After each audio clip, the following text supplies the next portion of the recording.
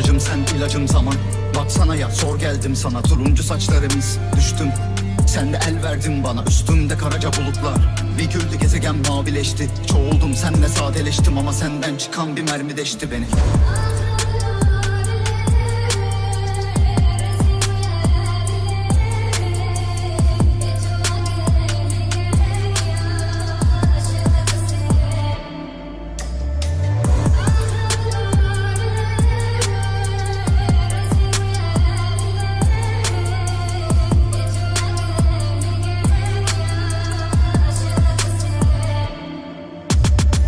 İlacın benim, ilacın zaman.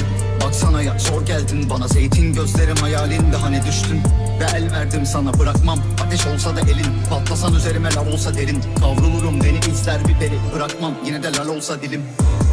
Konuşamam asla, aşka dahildi konuşamamakta. Bir adım mesafe uzanamasam da acı son yok bu koca masalda. Karanlık gece, dikenlerin üstü. Dağ taşa güzelim, sen kime küstün? Uzanıyor gerdana püskül.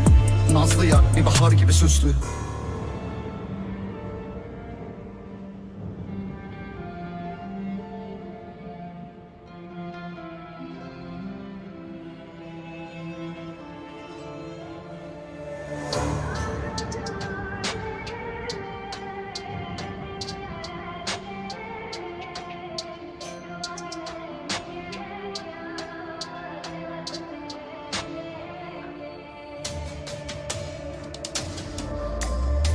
İlacın benim, ilacın zaman.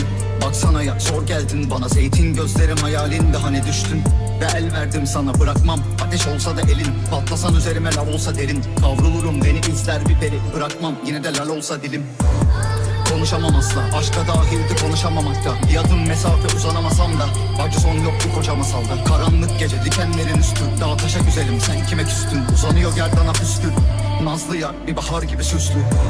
Ve hangimiz üzgün, buhrana bak bizi hangimiz üstü. Dağ gibi dik başım önünde ama efkarım felaketin üstü. Yağarı sabrına eş özlemim, sıkar dişleri şiir sözlerin. Sanma karanlık çağdayım, zifiri yollara gönüş gözlerin.